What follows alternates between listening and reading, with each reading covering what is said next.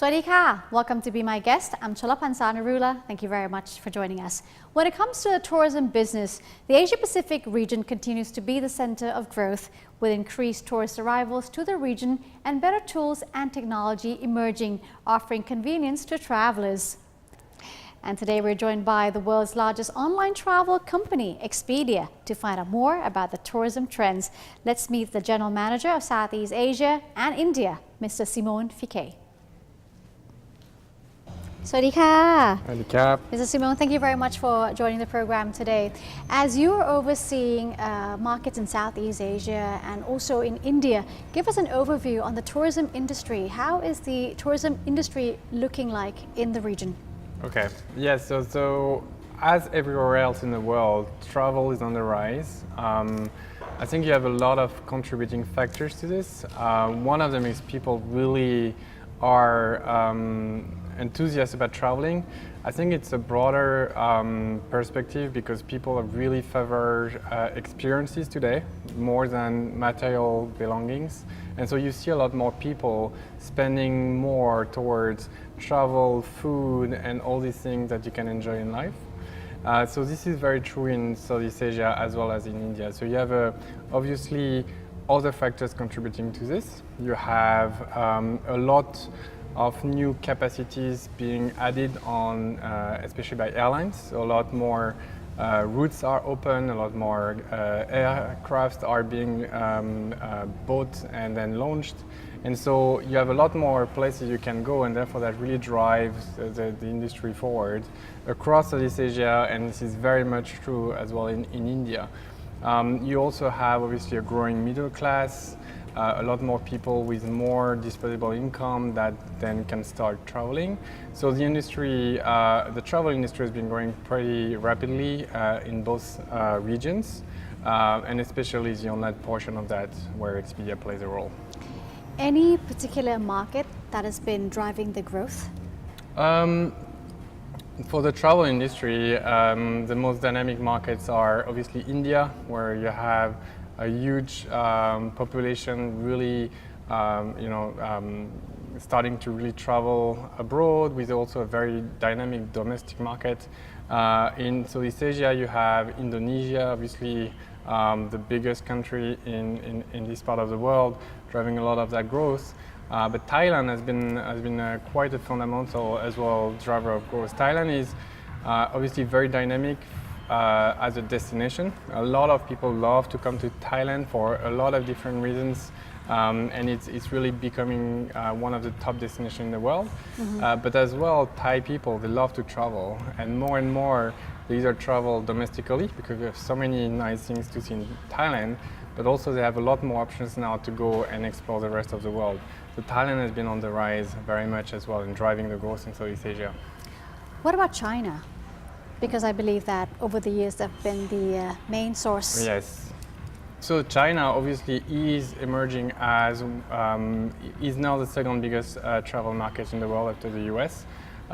It's going to overtake the US pretty soon.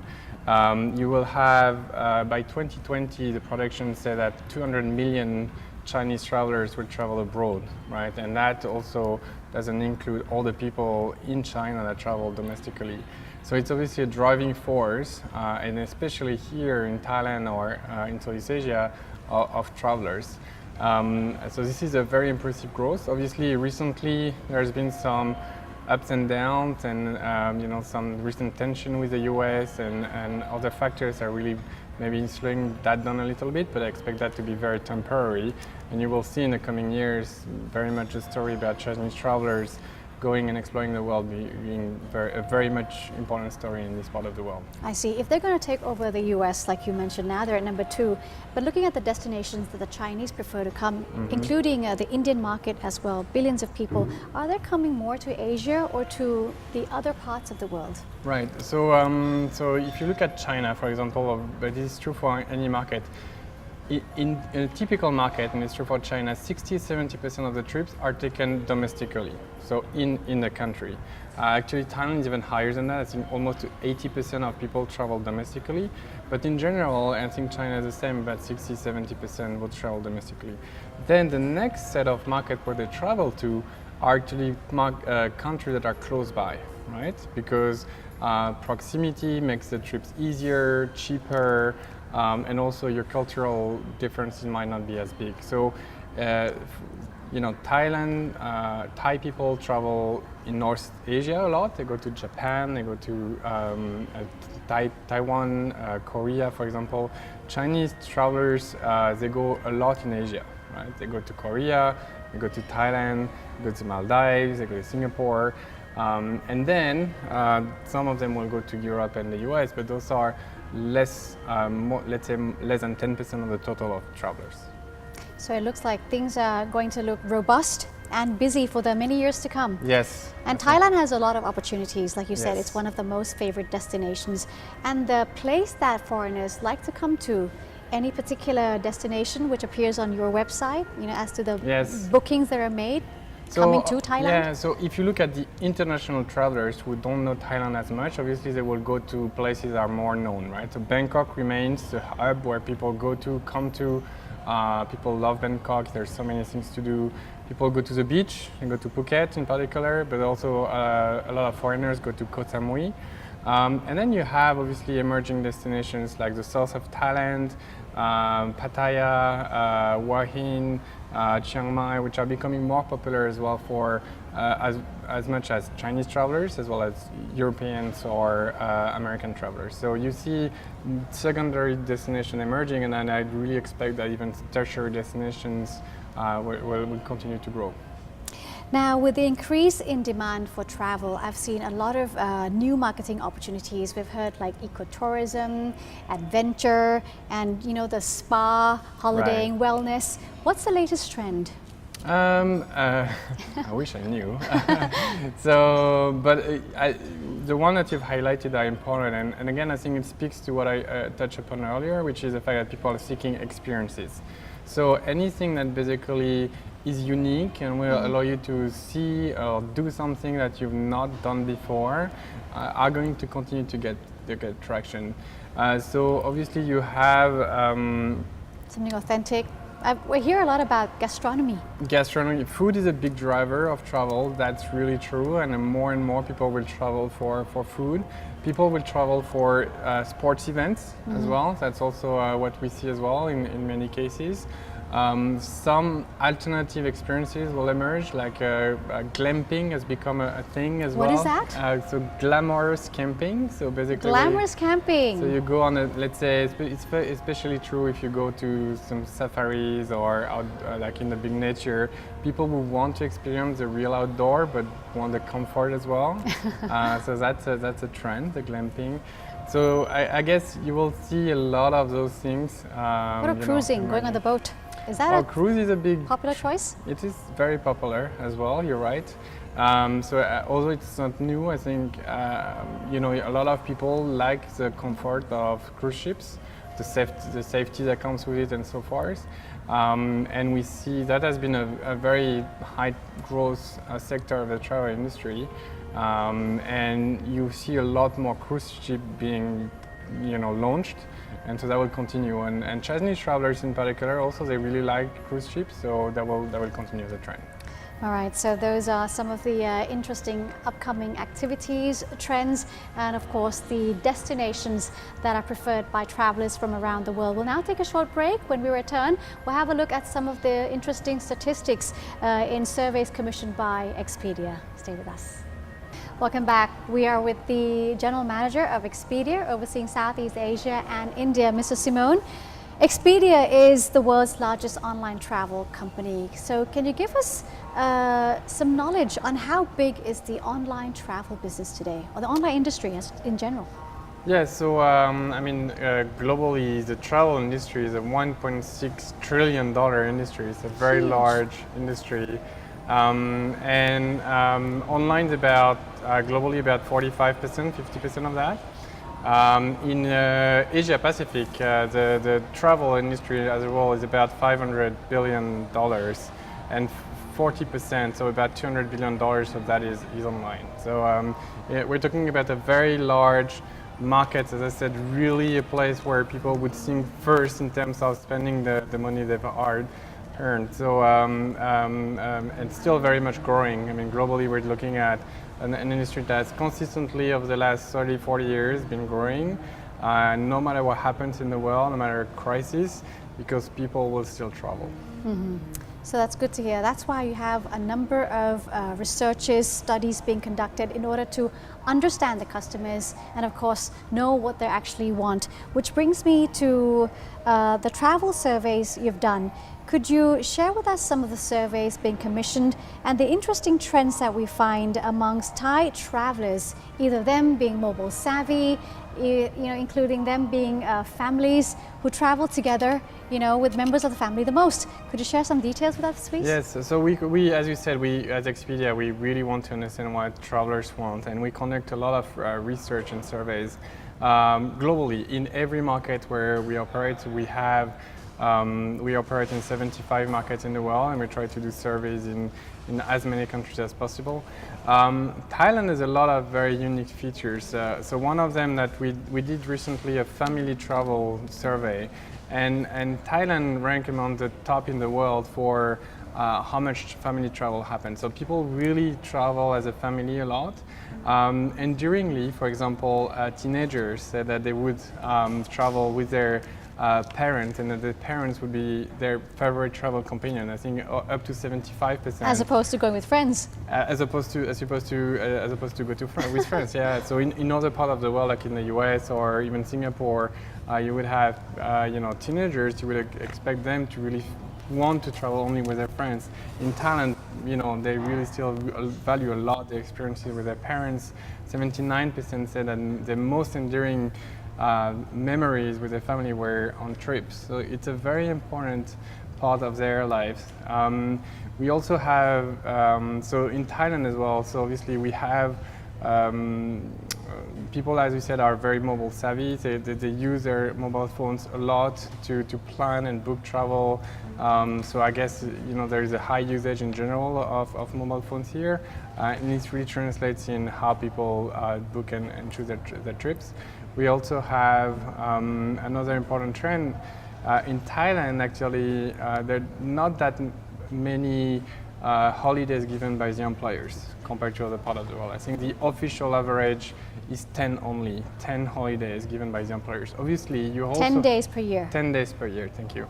And then you also have public holidays, but public holidays then will present the opportunity for short, let's say short trips, like long weekends of sort. So in Thailand, you have people that take shorter holidays, but more often, right? And I think we see the highest in the region with more than 5 holidays per year, but some of them can be 3-4 days, just going on a weekend to the beach or in a country close by. And it's a very unique feature of Thailand as well. So we are mobile savvy. Yes. We are frequent travelers. Yes. And we travel with families. Yes. And what else may I ask? Oh, the other group of travelers, millennials. Right. Did you conduct any study on millennials in Thailand? Yes. So we've conducted as well a big millennial travel survey last year. Obviously, this is a very important segment of the travelers. And millennials, as a group here in Thailand, they represent a large part of the travelers, right? Because you have a large millennial category here. And so millennials are different in many ways. Actually, they have the highest propensity of travel.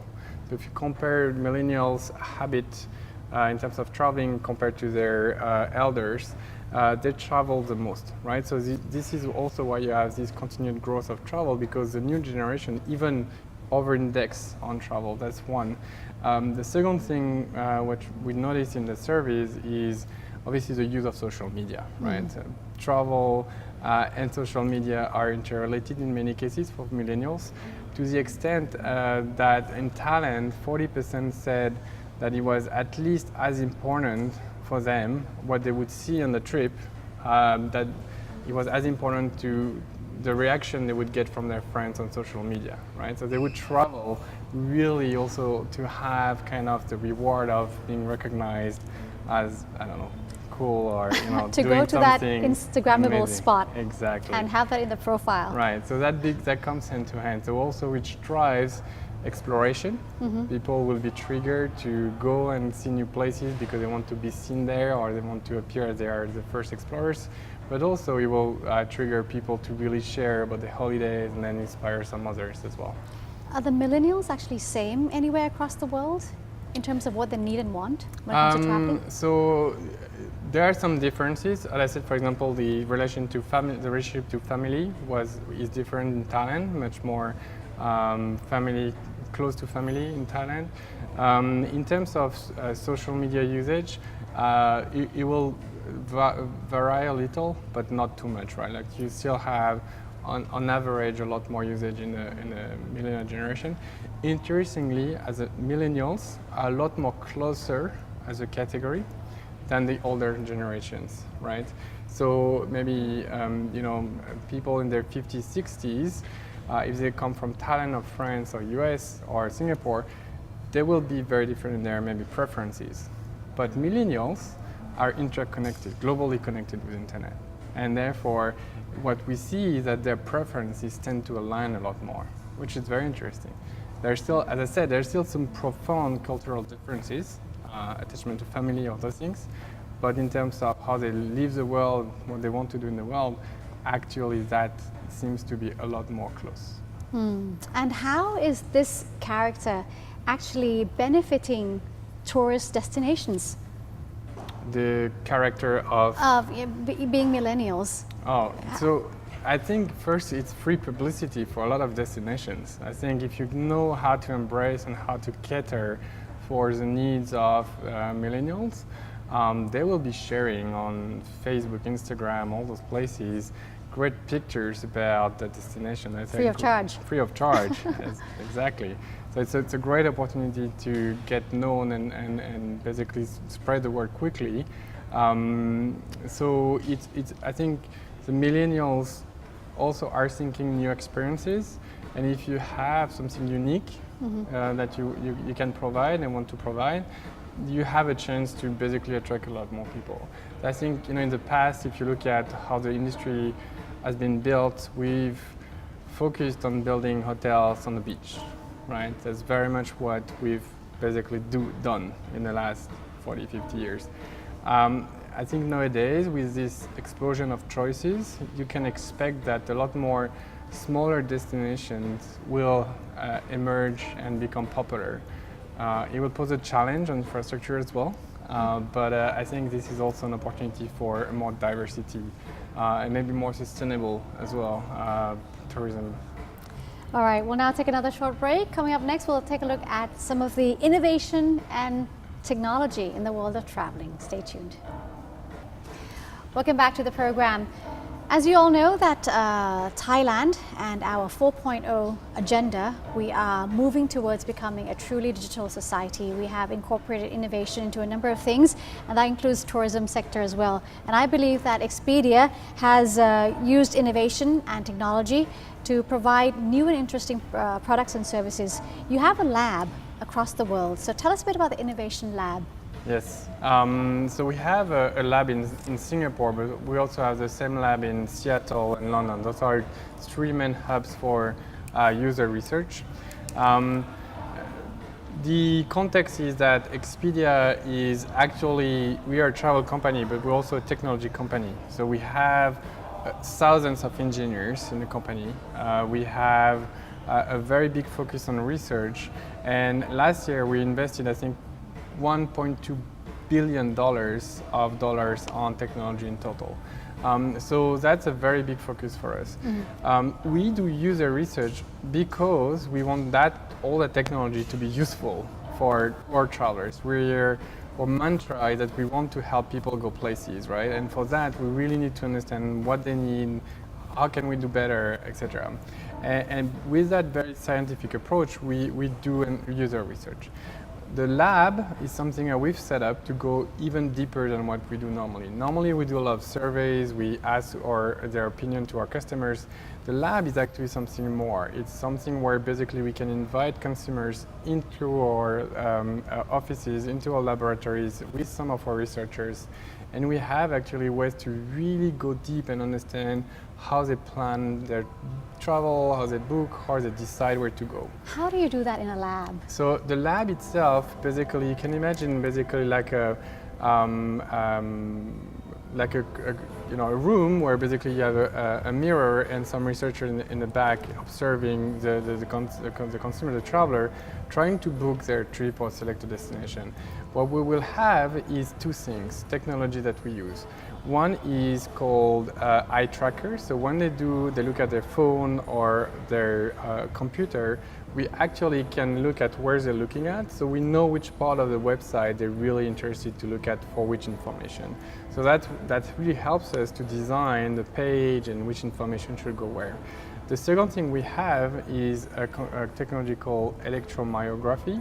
It's a little sensor that you can put on someone's face, and that will help detect small muscle movements. Those muscle movements can basically be indicators of emotions. If someone is surprised, if someone is afraid by surprise, or is very eager to know more or stuff like that, we would actually be able to see that on the screen of the researcher. The researcher would use that then to ask more questions to understand exactly what's going on through the mind of the user. So what happens in the lab is that you have these travelers and want them, to plan for their next family trip or whatever, and then we observe everything they do and to understand exactly what they're going through. If something is not easy for them, we will see that, and we will basically take that back so we can improve our product and experience so it's easier. If the experience is not right, if the information is not clear, if the price is not right, etc., all of this will be incorporated and then we will change our product to do better. So how often do you have to conduct researches in the labs? We do research fairly regularly. We have teams of researchers on the ground in those three locations. So I think every week or every other week there will be some experience going on. But obviously this is when we need to go very deep and really understand really what's going on. On a regular basis, we also have on the website experiments running. So you wouldn't see it, but maybe you and your sister would see two different versions of a website if you go the same day. And the reason is basically we will be running a test on this site with your sister and another version of the site with you, and we will try to observe basically which one is working better.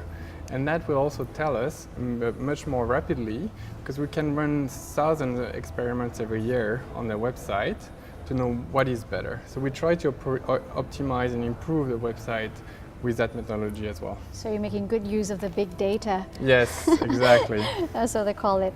Now, as for the recent service that has been launched, it's called Add-on Advantage. Now, how will this help boost the tourism both inbound and outbound? The application that came out, right. How is it going to help boost business or help travelers? So basically the add-on advantage product that we've just launched is definitely more here to help the consumers to book more easily, right? So it's basically something that we realize that a lot of people like to book flight and hotel together because they get better prices, but there were some people had a hard time to commit and book at the same time the flights and hotels. They want more flexibility, more time to think about where they're going to stay. So what we hope is that this product will help them make a more serene choice, and then eventually also a lot more people will be at ease to come and buy things online, because we know that if more people buy things online, typically that increases the total amount of travel sold. The reason being that you have more choices, better prices when you come online, but a lot of people don't do it either because they're not at ease or because they don't believe they can get the right value. So that's a way for us to try to grow the pie as well. So this was launched in Thailand. It was launched in Thailand. So this what are the month. discounts like that Thai travelers can enjoy, especially the high season is approaching? Right. Is it the best time to start planning your holidays now? It's never too late to start, but you also have some time. Like what we see is that the right period to book is between 6 months prior to, let's say, 3 weeks prior. That would be, you probably will get the best prices. Close to the date, it could be a gamble to have a good price. So the discount that a Thai traveler can expect, so if you book a flight or a package with us first, then you can get up to 51% discount on hotels. So that could be a large discount. Obviously there will be a range, and it depends on which rate the hotels decide to participate at, but you will see that clearly on the site. So you will know exactly how much you save for which hotel, and then you can decide is it a good deal or not for you. And are these destinations just in the country, or does it include anywhere across the world? No, this is everywhere globally. It's a global campaign. Yes, this is a global campaign. We have hundreds of thousands of hotels participating globally, a few thousands participating in Thailand. And so basically anywhere you want to go, you'll be able to find this little logo on the side that says you've unlocked a good price, and you can book it. So that's one of the best ways to save, actually. If you're interested, if you're an avid traveler, perhaps you might want to take a look. Kun Simon, thank you very much for joining us today. Thank you. And that was a look at how technology and creative marketing can offer convenience to travelers today with opportunities to maximize the value of their holiday time. And that's it for today's edition of Be My Guest. Thank you very much for joining us. I'm Cholapansana Rula. See you next time. สวัสดีค่ะ